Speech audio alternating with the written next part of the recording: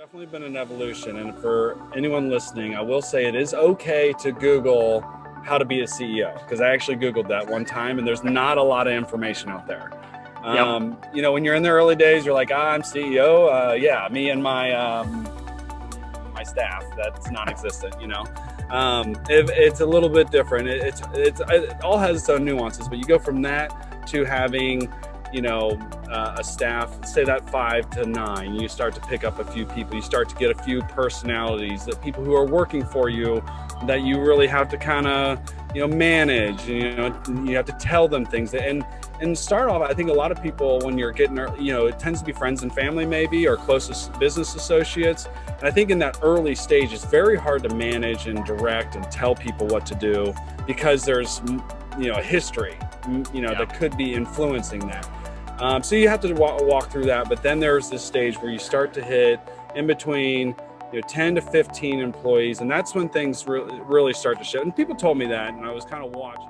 Welcome to the Building to Scale podcast, where we bring real entrepreneur stories that showcase the challenges and successes in building and scaling an entrepreneurial business. Our host, Jeff Chastain, is a business transformation coach with Admentis, where he coaches business leaders and their teams with a proven set of principles and tools, helping them gain clarity in and get more of what they want from their business. Make sure to stick around until the end of the show, and we will reveal how you can become our next guest. Hey everybody, Jeff Chastain here with the Building to Scale podcast, where I get the opportunity and the chance here to speak with entrepreneurial business leaders and influencers here, just really hearing their stories and their challenges of growing and scaling their own business. As we were talking a little bit off the air here, it just seems like every business, there's a foundation and certain aspects that you have to every business, but still it's the stories and the creativity that different people, different business owners have built on top of it is always a fun story to go down. So today with me, I have Adam Clark with Tangible Solutions out of Ohio. So first off, Adam, welcome to the show, and thank you for taking a bit of your time out to join us here. Awesome. This is a pleasure. I'm looking forward to it. So kind of jumping right on in, I know we were talking a little bit beforehand, but tell me a little bit more about your current role and about what Tangible Solutions is. So appreciate it. I'm co-founder and CEO of Tangible Solutions. We are a contract manufacturer of 3D printed titanium orthopedic implants.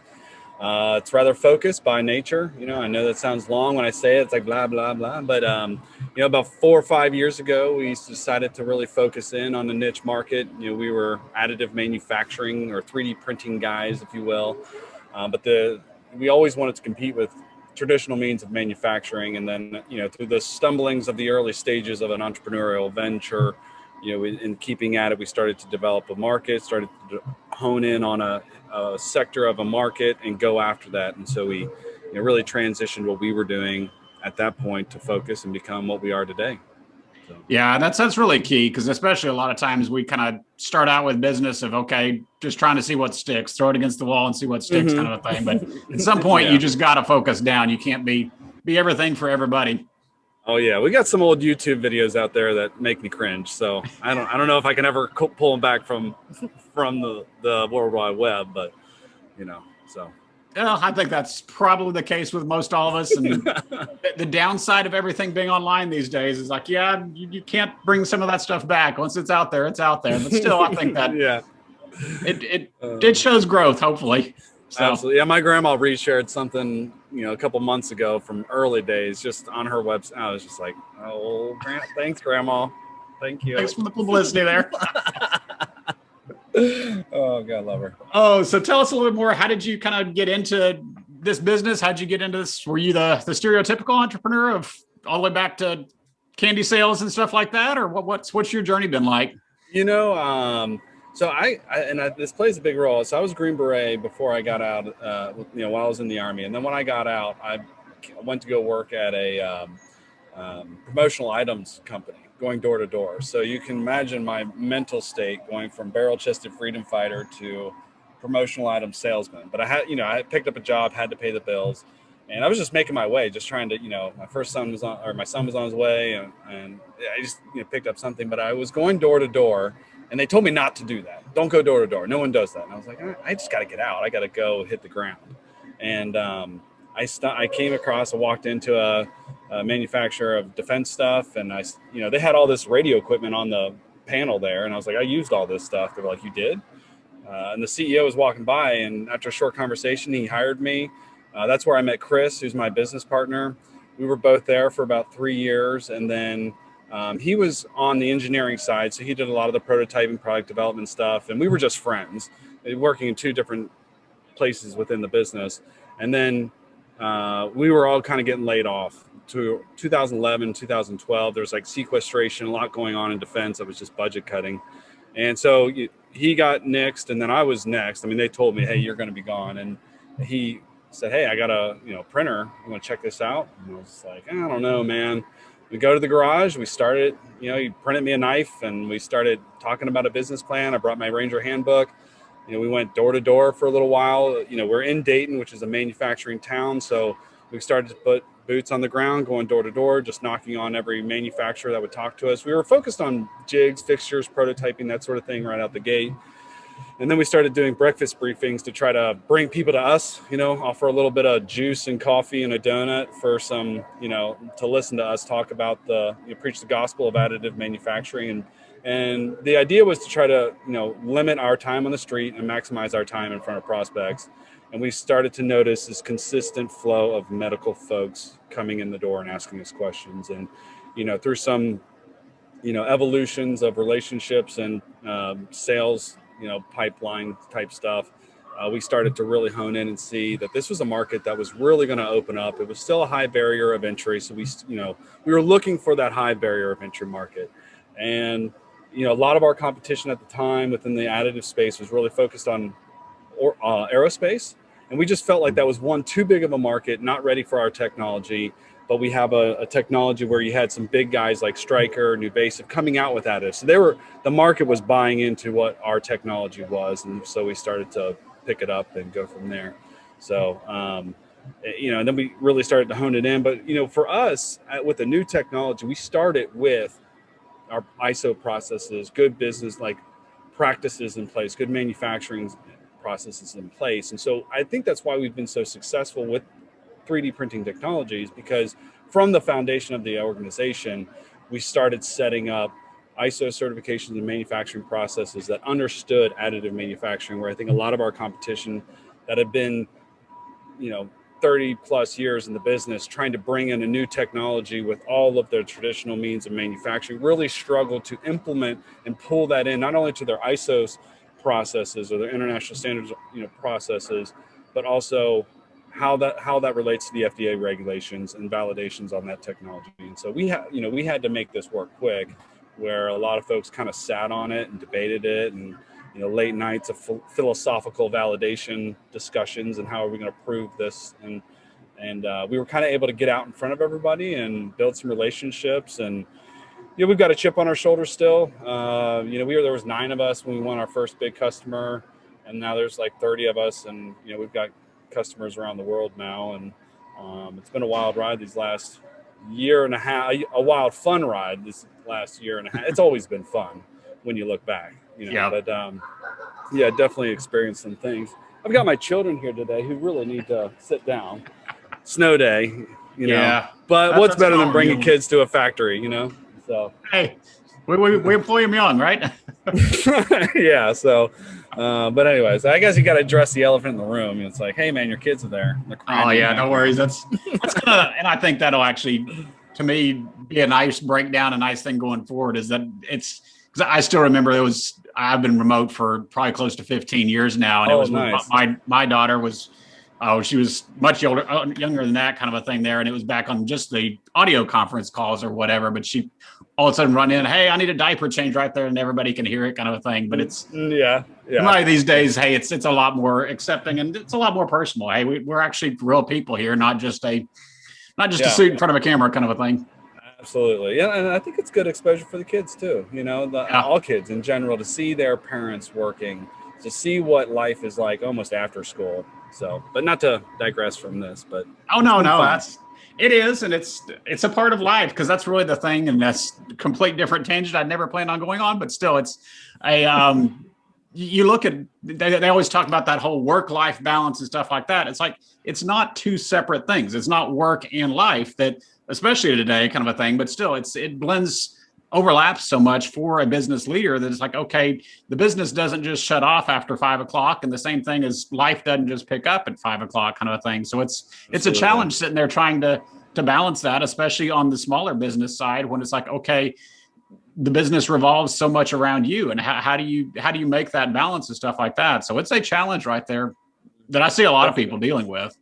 Yeah, it's definitely a practice. I think about 2 years ago, I was overweight. I wasn't really feeling myself physically. I really hadn't taken care of myself. It is amazing to me. Because I got guys working out right now. I started working out every day, 11 o'clock. I just walked away from my desk and I would work out. And it was awkward at first because here I am, CEO, working out in the corner while the guys are running the mill, and because everything's open here, everyone can see everything.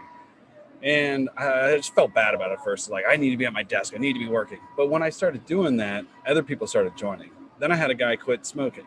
And then it was like the productivity really picked up, and they sank into that. So it is amazing how on stage you are as an entrepreneur with your organization, no matter how big it is. I mean, they are watching you, whether you think it or not. Because I think as entrepreneurs, we question ourselves, our sanities. Am I doing this right? Do they trust me? Am I an idiot? Am I being too much of a jerk, or whatever? And it's really by example. It is by example, and it's like everything's picked up. And I started to preach a little bit of balance and trying to do yoga, and just I really encourage people to take their vacation time. I encourage them to really check out. I took a guy's computer away from him for the whole, because he kept taking it home and working. And then the next week was like, hey, we've got, my wife's mad at me. I'm like, all right, we're taking your computer home or away from you. You are not allowed to work. And I think you have to almost like force that and having that balance, because you got to have legs to go. And we were feeling really exhausted. We were at a good point, but we were dead tired. All of us were. And once we started to reinvigorate ourselves, eat healthier for lunch, we have a channel on our Slack channel that's like the Iron Eating Club, and it's just talk about working out, or recipes for different desserts or for foods and whatnot. And as an outside thing to me, it has made a huge impact on the organization. And it's like the trust in the leadership is almost grown because I'm taking care of myself, and they can see that. Because it was a point one of my employees said, listen, if you go down, we all go down. And I had never thought that about myself. I thought, you don't need me. Like, see, the secret is you don't need me. You are actually smarter and better at your job than I am. That's why we hired you.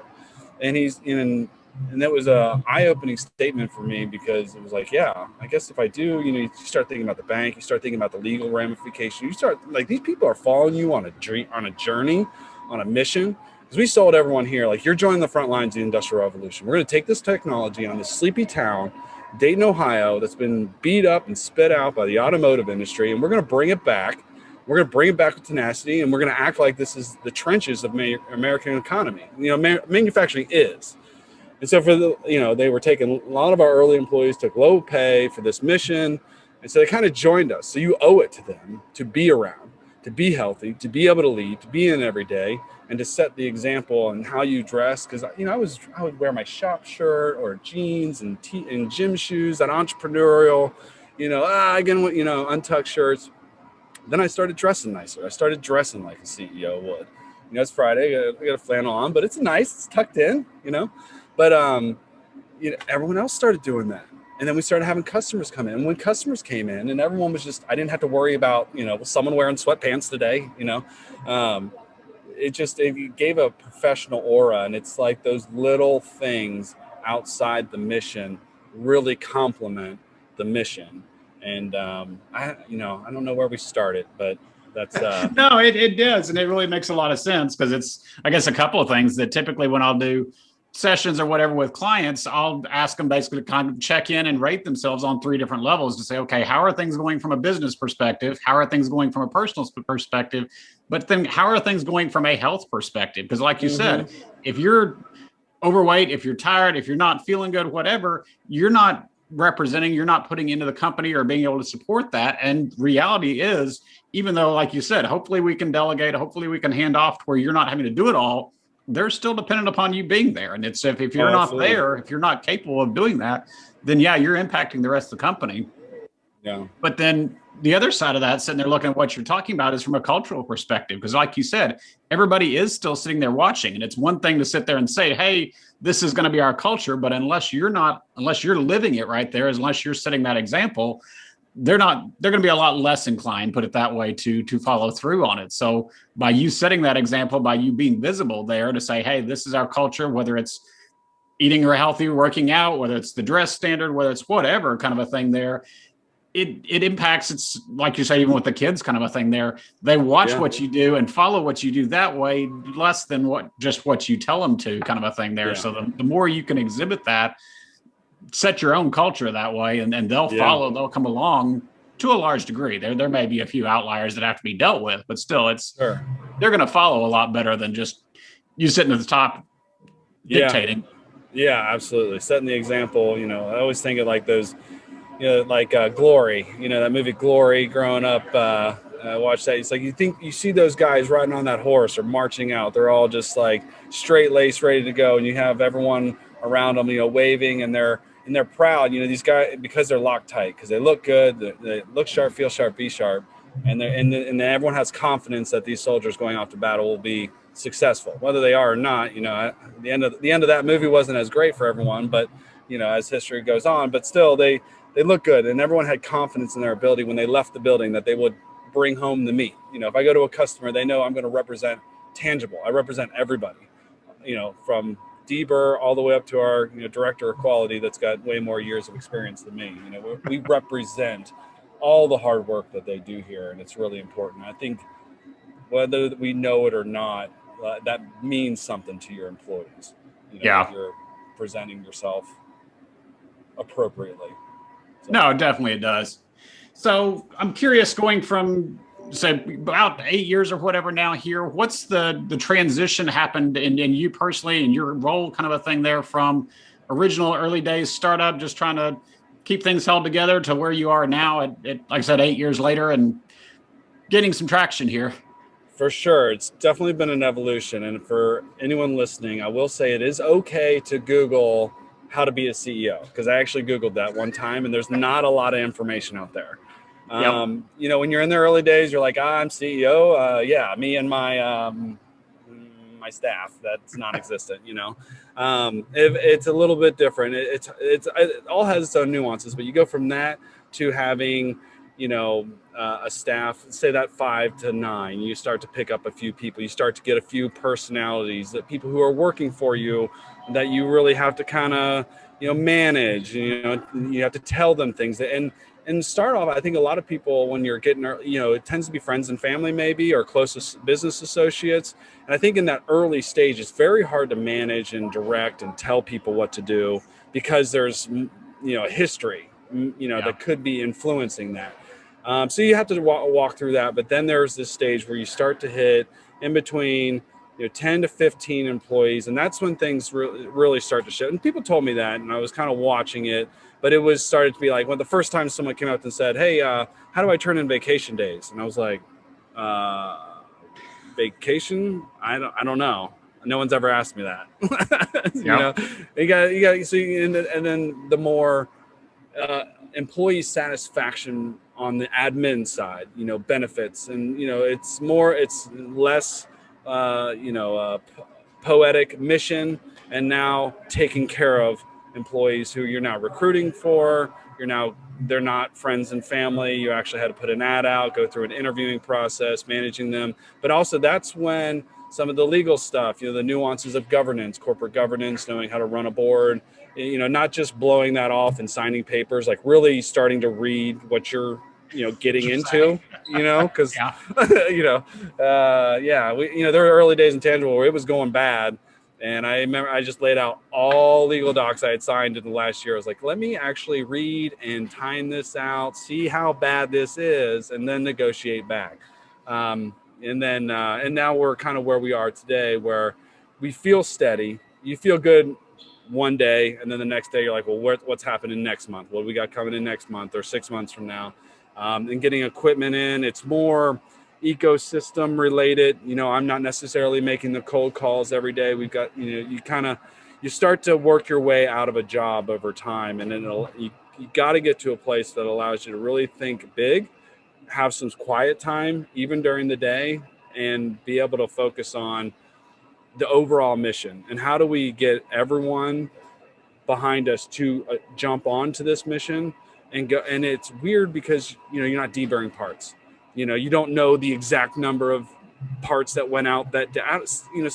So someone told me one day there will be a day when you don't even know what shipped that day, and I was like, no way. I'm involved. I know everything. Well, I don't. I can't keep up with it, and I shouldn't be able to keep up with it if we're doing our job right. It should just be able to roll.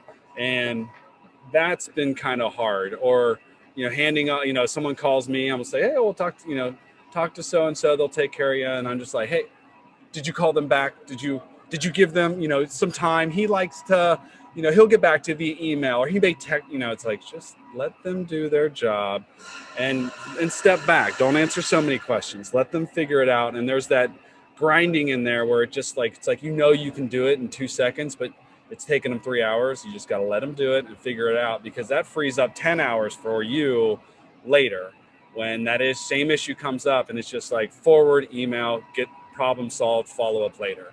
And that's all it is, versus jumping into each and every issue and trying to handle those.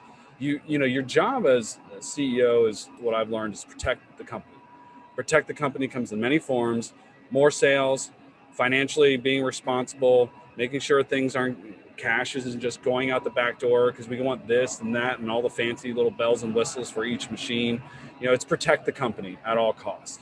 And I think if you go with that mantra, no matter where you are in your life cycle as a CEO, going with the mantra of protect the company, you'll always be doing the right thing.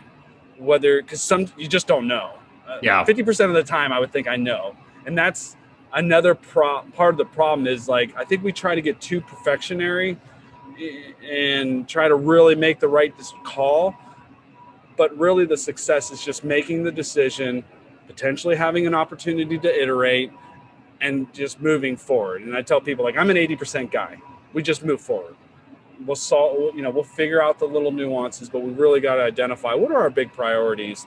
And that's where our energy needs to go. And then getting people to align with that a little bit takes practice and patience. And that's kind of where I am now as CEO. But I can see it evolving quickly because we are evolving quickly. And you have to evolve as a person quickly. And doing some learning of how do I manage this, and and just taking some time to reflect and talking to your managers. And we have a stand-up meeting every day at 6:30 where we just kind of touch 10 minutes real quick, but it's every day and it's consistent.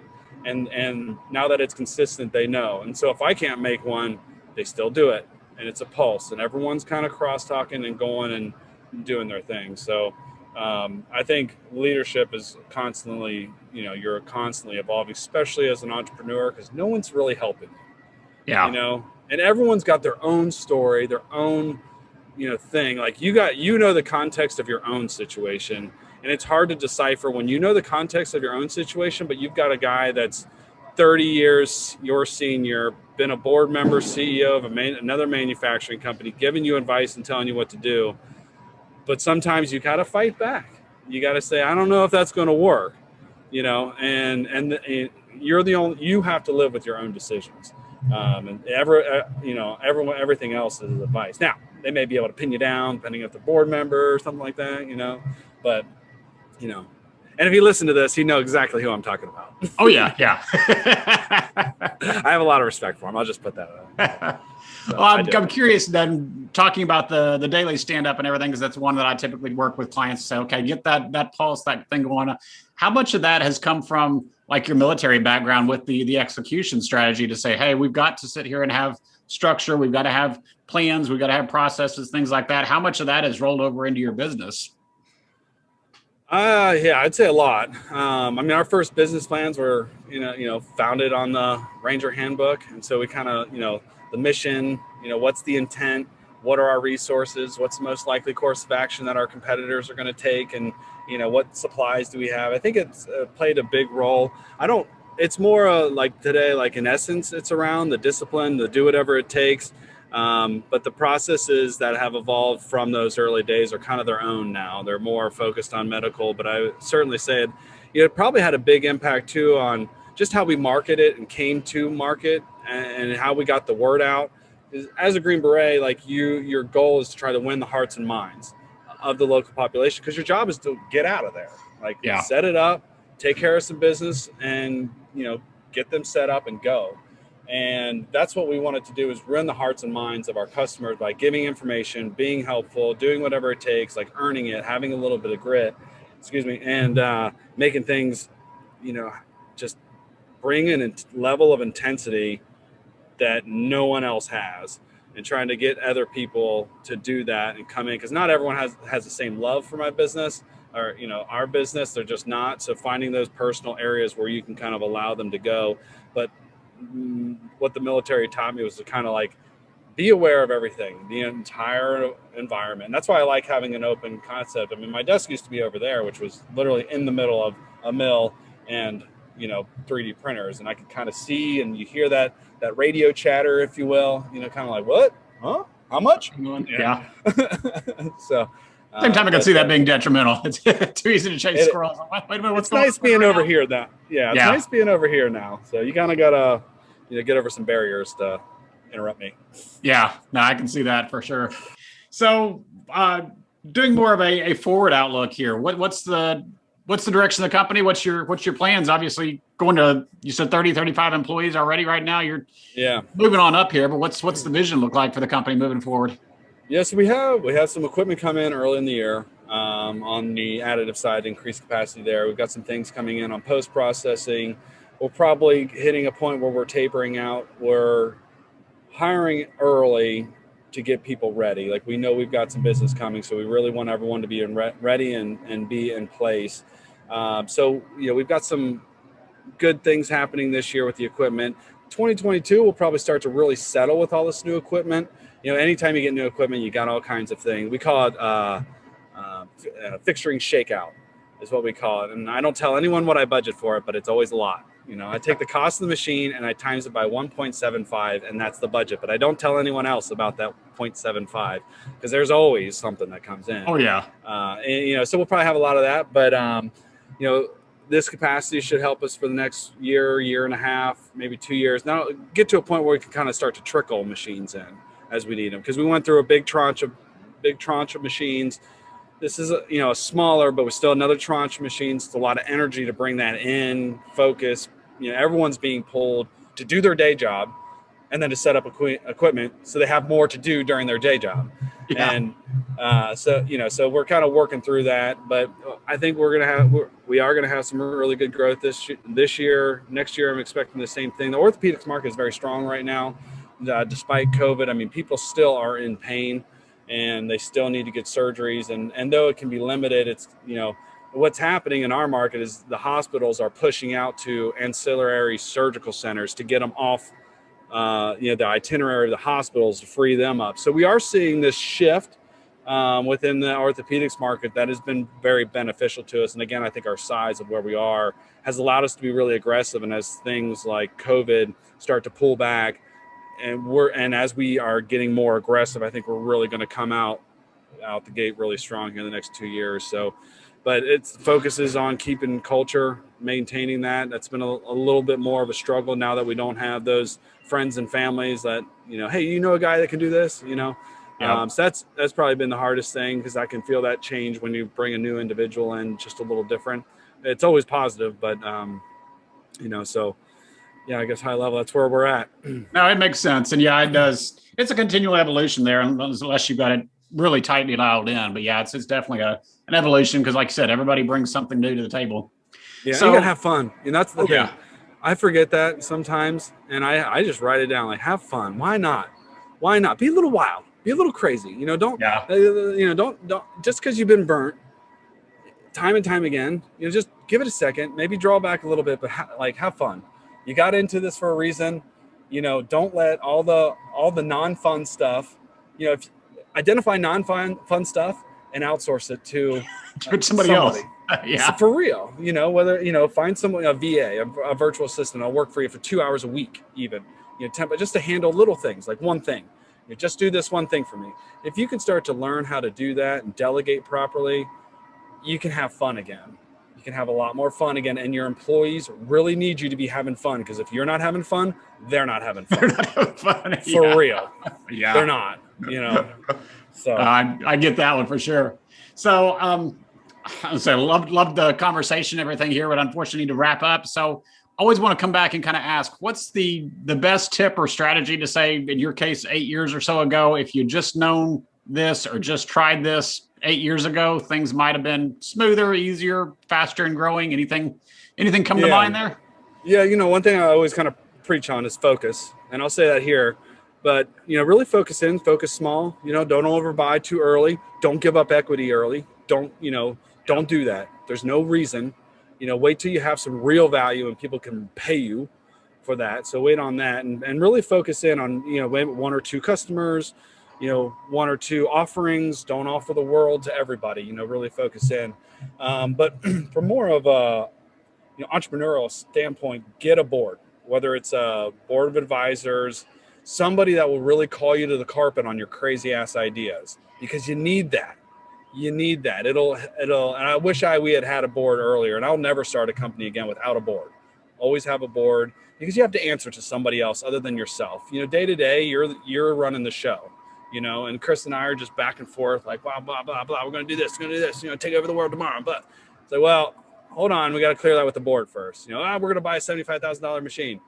Got to clear with the board first. They're going to say yes, but you have to justify yourself. You have to go through the due diligence of your cash flow first before you even get approval. And I think that really makes you think to yourself, do I need this? Do I need this right now? Do I want to really go ask the board for something? Because they're going to ask all these questions and I can't answer it. And it's like, well, there's your answer right there. So I would say that would be probably my biggest thing to everybody is get a board. Not a friend, but like a legitimate, board that, and there's online SBA. I mean, you can go find sources, but pick up some folks that don't have context, that you have to explain it to them so they can give you advice where they're not necessarily have skin in the game. So it's solid advice. They want to guide you. And I think that will help a lot of people. It's really humbling to do that, because you're going to go in and these guys, they're going to make you feel like crap.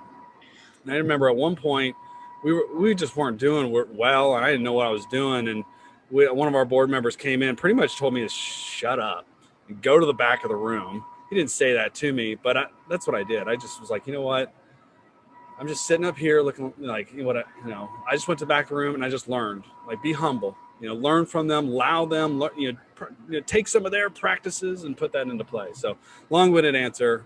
I'm a wordy guy. You just got to cut me off at some point. Oh, no, it's all good. I like both of it kind of thing, but still it's that having that outside perspective is really key. I've found that in my own practice and other places as well, because you even mentioned it up front. It's like, okay, go Google how to be a CEO. It's like there's not a lot of resources here. So if you can bring in some of that outside expertise, especially in the form of a board or somebody outside that's not in the day-to-day that can question you, hey, why are you doing things that way? Or like you said, make you prove yourself as to, okay, it's not just a gut feel. There's actual real evidence here. This is real backing for why we're making this decision.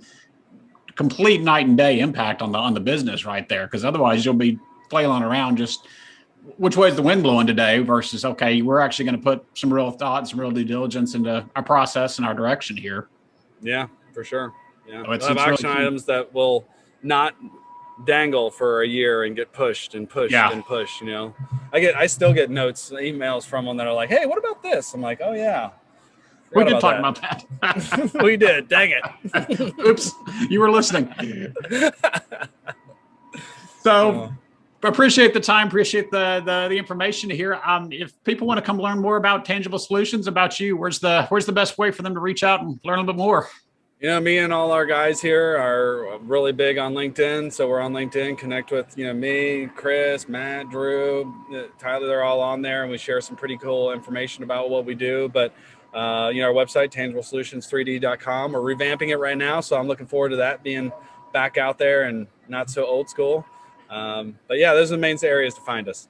Oh, cool. And yeah, we'll have all that right here below the show notes. So I appreciate the time, appreciate the insight. It's been a fun conversation, so appreciate it. It's been wonderful. I appreciate it, Jeff. Thank you. Thank you. Thanks for listening to this episode of the Building to Scale podcast. If you would like to share your entrepreneurial business growth story, please visit buildingtoscale.com/guest. If you got something out of this interview, would you do both us and our guest a favor and share it on your social media accounts? Don't forget to hit subscribe in your player so that you don't miss any future episodes, and make sure to reach out to Jeff Chastain on any of the major social media networks, or check us out at admentis.com.